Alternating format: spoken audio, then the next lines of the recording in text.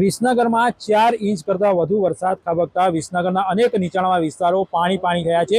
આ ન્યૂઝ 18 ગુજરાતીની ટીમ હાલમાં વિસનગર એપીએમસી આગળ આવેલો જે વિસ્તાર છે ત્યાં પહોંચી છે। તમે જોઈ શકો છો કે અહીંયા અનેક જે દુકાનો આવેલી છે, દુકાનોમાં પાણી ઘૂસી જાય છે। તમે દ્રશ્યો જોઈ શકો છો, અહીંયા અનેક દુકાનો આવેલી છે કે ત્યાં દુકાનોમાં પાણી ઘૂસી ચૂક્યા છે, જેના કારણે જે વેપારીઓ હોય છે તેમને મોટું નુકસાન જવાની ભીતિ સેવાય છે। આજે રવિવાર હોવાથી જે દુકાનો હોય છે તે બંધ જોવા મળી રહી છે, પરંતુ જ્યારે આ દુકાનો ખોલશે ત્યારે દુકાનોમાં અનેક માલ બગડી જવાની પણ પરિસ્થિતિ જોવા મળી શકે છે। આપણા સાથે જે અહીંયાના કેટલાક વેપારીઓ છે તેમના સાથે વાતચીત કરવાનો પ્રયત્ન કરીશું।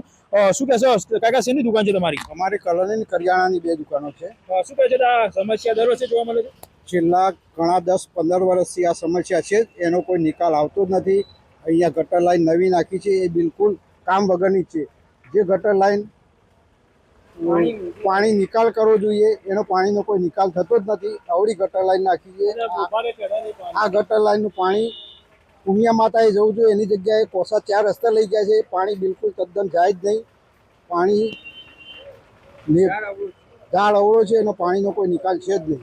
ચોક્કસ આનાથી નુકસાન થઈ શકે છે, કારણ કે દુકાનમાં પણ પાણી જઈ ગયા છે। છેલ્લા નુકસાન તો અમે દર વર્ષે ભોગવીએ જ છીએ। લગભગ દર વર્ષે બધા દુકાનવાળાને 20-25 હજારનું નુકસાન દર વર્ષે ભોગવવું જ પડે છે। કોઈ રજૂઆત કરી છે કે તંત્ર બેરું કંઈ સાંભળતું નથી? અમે દર વર્ષે એની અરજી આલીએ છીએ, એનો કોઈ નિકાલ આવતો જ નથી। તંત્ર કંઈ સાંભળતું નથી? કંઈ સાંભળતું નથી, એનો કોઈ નિકાલ આવતો જ નથી।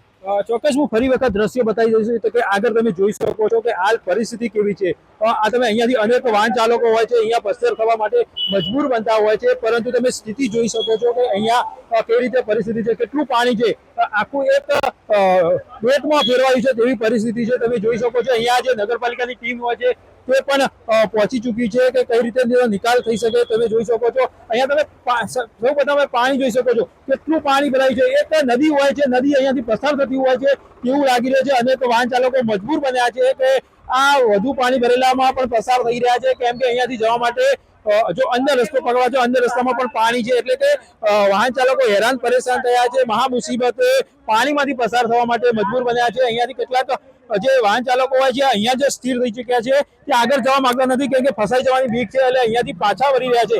વેપારીઓ દ્વારા અનેક રજૂઆત કરવામાં આવી છે, પરંતુ જે વેપારીઓની હોય છે તેની રજૂઆતને આડે કાને લેવાતી હોય છે, આનો જે ઉકેલ હોય છે તે આવતો નથી। એટલે ચોક્કસથી જે વિસનગરનું તંત્ર હોય છે તેના કારણે લોકો હોય છે હેરાન પરેશાન થઈ ગયા છે, વેપાર હેરાન પરેશાન થઈ ગયા છે।